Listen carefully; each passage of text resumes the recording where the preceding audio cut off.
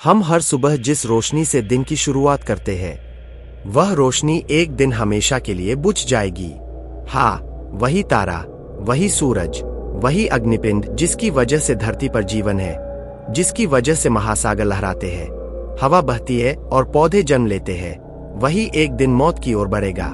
यह सुनने में अजीब लगता है, ऐ ना, क्योंकि हमें हमेशा यही सिखाया गया है कि सूरज तो अमर है, वो था, वो है और हमेशा रहेगा। लेकिन सच्चाई इससे कहीं ज्यादा डरावनी है।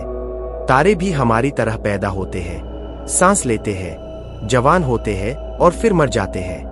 और जब वे मरते हैं तो अपने साथ पूरी दुनिया का भविष्य बदल देते हैं। आज हम एक ऐसी यात्रा पर निकलने वाले हैं जो अरबों साल लंबी है। यह कहानी शुरू होगी उस समय से जब न तो सूरज था, न धरती, न चांद और न ही जीवन। सिर्फ था अंधकार और अनगिनत धूल और गैस का एक अथाह समुद्र। यही वह जगह थी जिसे वैज्ञानिक स्टेलर नर्सरी कहते हैं, यानी वह पालना जहां तारे जन्म लेते हैं। वहीं कहीं एक कोने में शुरू हुआ था हमारा सूरज बनने का सफर। धीरे धीरे गैस और धूल के कण गुरुत्वाकर्षण के दबाव में सिमटने लगे, टकराते रहे, गर्म होते गए और एक दिन इतना घना हो गए कि वहां जन्म हुआ एक प्रोटोस्टार का। वह अब सिर्फ एक बादल नहीं रहा, वह अब एक अग्निपिंड बनने वाला था। और जब पहली बार उसके भीतर न्यूक्लियर फ्यूजन हुआ तो जैसे ब्रह्मांड की अंधेरी रात में एक दीपक जल उठा। यही दीपक आगे चलकर हमारा सूरज बना। लेकिन दोस्तों, सवाल यह है कि अगर सूरज का जन्म हुआ है तो उसकी मृत्यु भी तय है। और जब वह मरेगा तब हमारी धरती का क्या होगा? हम कहाँ होंगे? क्या इंसान तब तक जिंदा होंगे या किसी और ग्रह पर चले गए होंगे? या शायद तब तक हमारी सभ्यता भी सिर्फ राख में बदल चुकी होगी।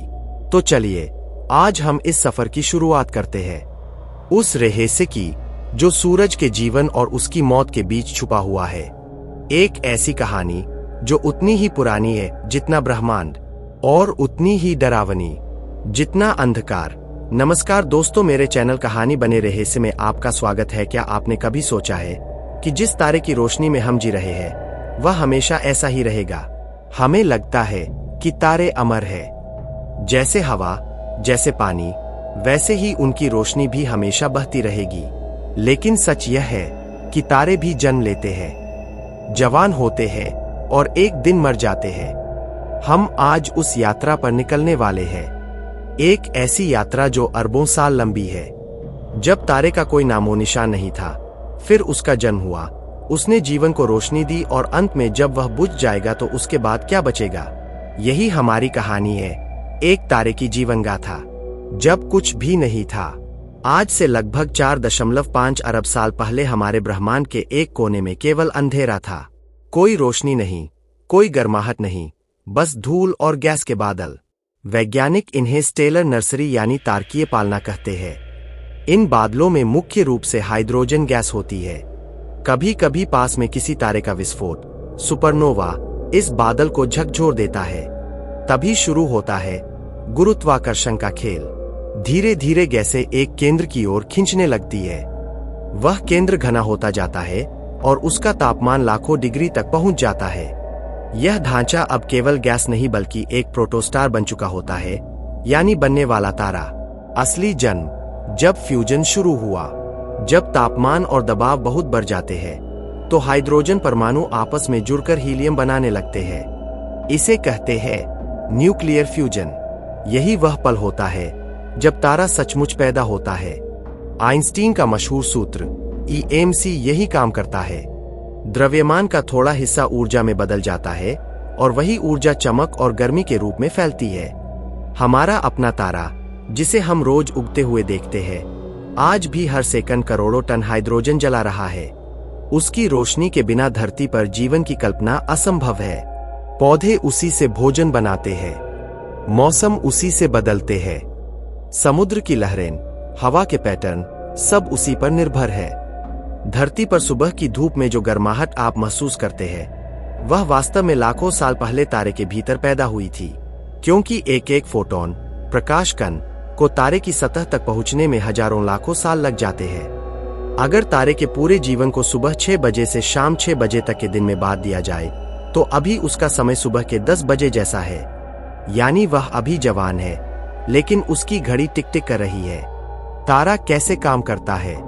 तारे की परतों को समझे तो वह 5 भागों में बनता है। कोर, यहाँ न्यूक्लियर फ्यूजन होता है, तापमान करोड़ों डिग्री।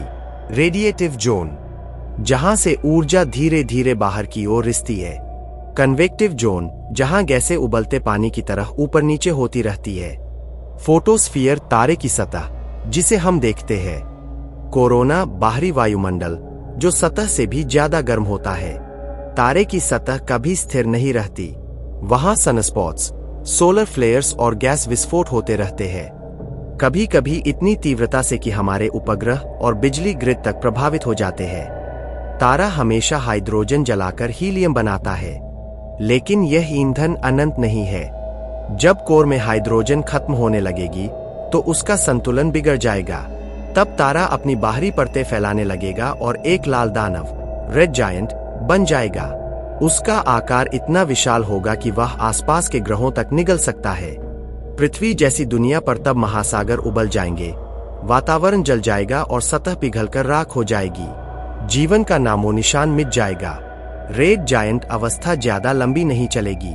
फिर कोर में हीलियम भी जलकर कार्बन और ऑक्सीजन में बदल जाएगा। जब यह भी खत्म होगा तो तारे की बाहरी परतें धीरे धीरे अंतरिक्ष में फैल जाएंगी और एक खूबसूरत प्लैनेटरी नेब्यूला बनाएंगी। बीच में बचा हुआ छोटा, घना और बेहद गर्म कोर होगा सफेद बौना। यह धीरे धीरे अरबों सालों तक ठंडा होता रहेगा और अंततः एक काला बौना बन जाएगा। तारे की राख में बिखरे हुए तत्व हाइड्रोजन, हीलियम, कार्बन, ऑक्सीजन फिर से किसी नए तारे, नए ग्रह या नई सभ्यता के निर्माण में लग जाएंगे। यही ब्रह्मांड का चक्र है, जन्म, जीवन, मृत्यु और पुनर्जन्म। हम सबकी धमनियों में बहता लोहा, हमारी सांसों में मौजूद ऑक्सीजन, हमारे शरीर का कार्बन, ये सब कभी किसी पुराने तारे के भीतर बने थे। तो जब यह तारा भी बुझेगा तो उसका अंत दरअसल किसी और की शुरुआत होगी। दोस्तों, यह वीडियो अच्छी लगी हो तो चैनल को सब्सक्राइब करना, लाइक करना और कमेंट करना ना भूले।